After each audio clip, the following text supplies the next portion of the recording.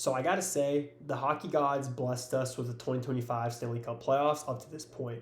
I've really enjoyed watching this year's playoffs. I think this first round was phenomenal. We saw some really good games, even in some of the series that ended up 4-1. And I think we saw just some, I think the matchups we thought were going to be good matchups didn't disappoint. And we're set up for a really entertaining second round, too, in my opinion. So at the time of me recording this video, the second round is right around the corner, and we have two game sevens looming this weekend. One tonight, Stars Avs, and one tomorrow, Jets Blues. Two games I'm really excited for. I'm sure every hockey fan is with the game seven in the playoffs. And I'm pretty comfortable giving my predictions for the second round before those conclude, and we'll get to that when we get to that matchup.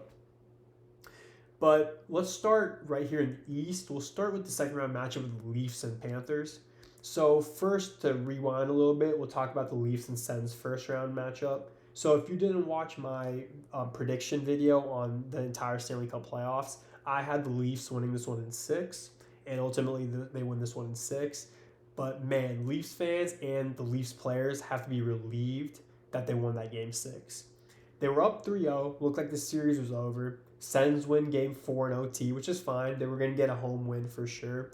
Then they come into Toronto and win 4-0. That was pretty surprising. And the memes started being sent out, and Leafs fans started getting nervous. I'm sure the players started getting a little like, dang, are we really going to do this again?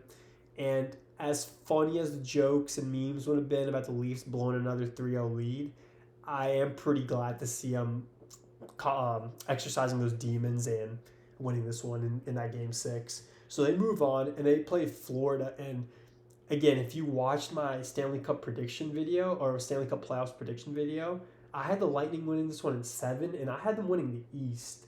But Kucherov was a ghost in this series, and the Panthers just looked dominant, man. They proved why they wore that defending Stanley Cup champion belt with pride.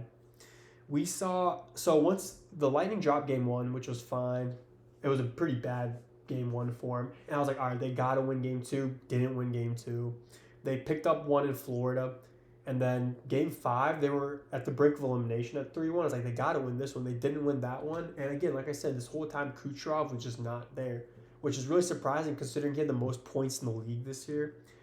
But again, the Panthers have that winning formula. They've been kind of running the East these last 2 years, and Matthew Tkachuk did his thing. The second line did their this team was just, again, Bob was doing his thing. They just played a phenomenal series.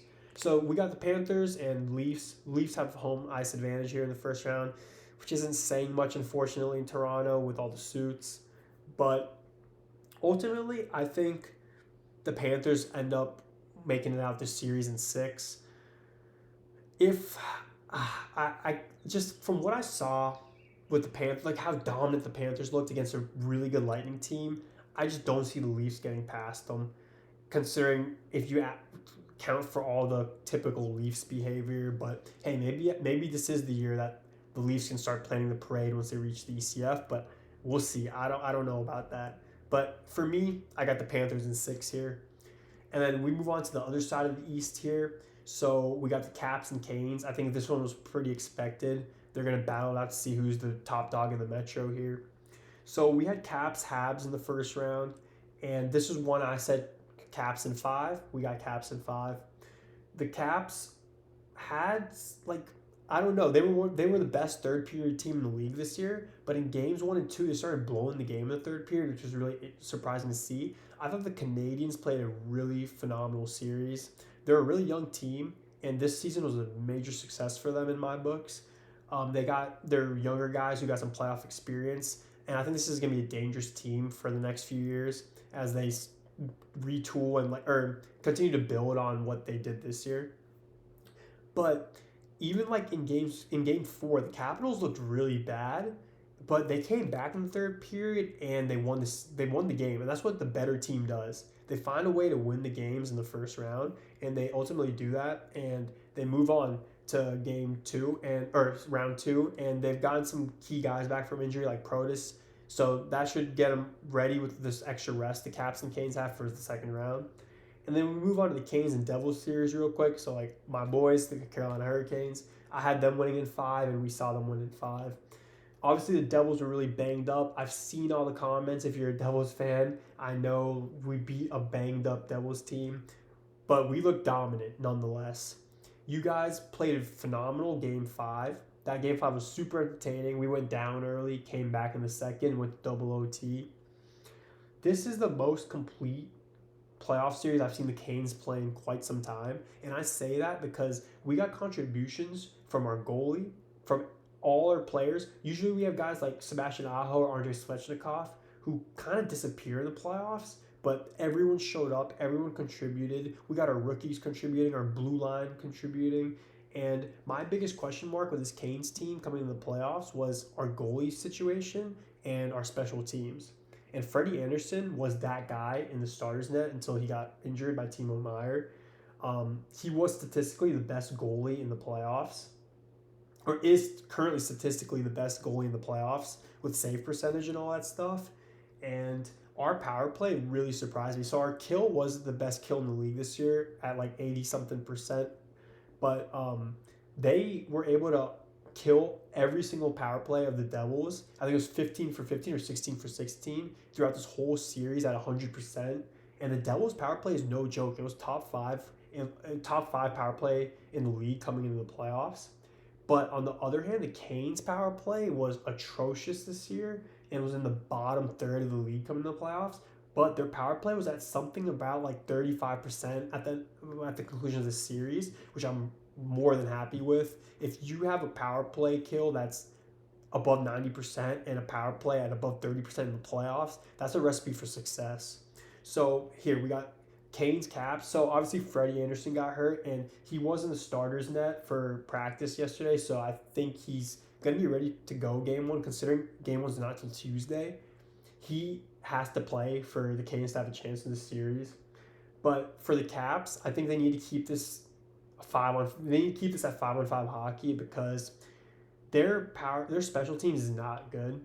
Their power play, I think at the end of the series was somewhere in the high 20s or low 30s, but going into game 5 was at around 10%. So that game 5, their success on the power play in game 5 really inflated their power play stats. And their kill is like mediocre, but if you're just comparing the Canes special teams with the Caps in the first round in the same amount of games, the Canes definitely have the edge there. And the Caps are known to be the more physical team, but if you compare the hits in round one, the Canes had more hits than the Caps in the same amount of games. So I think we're going to get a really, really entertaining series here.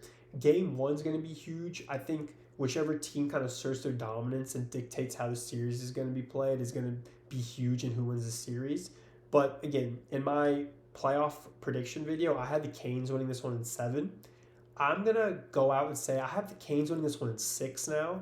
Just from what I saw in the first round, if they can carry that over, I think, and if Freddie plays the way he was playing, I really could see the Canes winning this one in 6, especially at home in game 6 if they can steal game 5 or something in Washington. So I'm definitely nervous as a fan for this matchup, but I'm also really excited. So that's what I think. I think we're going to see Panthers, Canes again in the ECF in the East. But now switching over to the West. So I'm going to start with the matchup that's already concluded, or that's already set in the Golden Knights and Oilers. So we'll start with the Golden Knights and Wild real quick. Man, I thought the Golden Knights were going to win that series in 5, and I said if any team was going to sweep in the first round, it was going to be the Knights. But that Wild top 6 was crazy good. In my last video, I also did X Factors for each team. My X Factor for the Wild was that first line, and they did not disappoint. Krill, the Thrill, was firing all cylinders. You had Matt Boldy, who was having a great series. You just had guys contributing on this team, and even Game 6 was not an easy win for the Knights. The Wild kind of worked their way back in at the end of that period there. And I thought the Golden Knights, they got the job done, but they didn't look as dominant as I thought they would have in this first round. But hey, at the end of the day, they move on to the second round, and it was a really entertaining series, I thought, and the Wild gave us some of that upset hope, some of that upset magic we look for in this time of the year. And so they were playing the Oilers, and the Oilers played the Kings in the first round for the 4th or 5th straight year. And again, the Oilers get the best of the Kings. We saw the Kings go up 2-0 there in LA, and then the Oilers won games 3 and 4 at home. And from there, man, the Oilers just proved why they're Stanley Cup contenders. And you just got Stu Skinner looked like Stu Skinner of old there. They had to make that switch in net with Pickard, but ultimately the Oilers get this one done. McDavid looked good. Draisaitl looked good. Obviously, you had Evander Kane come back in this series. You had Nugent Hopkins have some good goals here there. Kings looked good. I think Quentin Byfield really stood out for me in that series. And I don't know. I mean, games 1 and 2, they looked really good. I think it was game 4 where the Oilers came back. They were down 3-1 or something. Yeah, definitely game 4. They came back and won that one. But, man, I did have the Oilers in 6. So we got the Oilers in 6 here. So now for this matchup, Golden Knights Oilers. So the Knights were actually my pick out the East. Or no, I'm sorry, the Avs were my pick out the East, West in my last video. But this is a really tough one for me to predict. Because I think if the Golden Knights can get back to what I expected them, how dominant I expected them to be coming in these playoffs, I think they win this series in 6 or 7. But the Oilers showed a lot of fight here in these last 4 games. And now I'm honestly leading Oilers. I think the Oilers get this one in 7. And we see McDavid try to get another crack at the Stanley Cup. So, yeah, I'm going to go Oilers in 7 here, just off the limb. Or off the dome here. But next we move on to the other matchup of the second round, which hasn't been set yet. But Jets-Blues. I predicted either Jets in 5 or Blues in 7. And I'm pretty certain, I'm pretty confident when I make this claim. I think if the Blues had Game 7 at home, they would have won. Because they looked like a different animal at home in this series. But that Winnipeg whiteout crowd is going to be a problem. And I think ultimately that is enough for the Jets to win. Unless the President's Cup curse has something to say.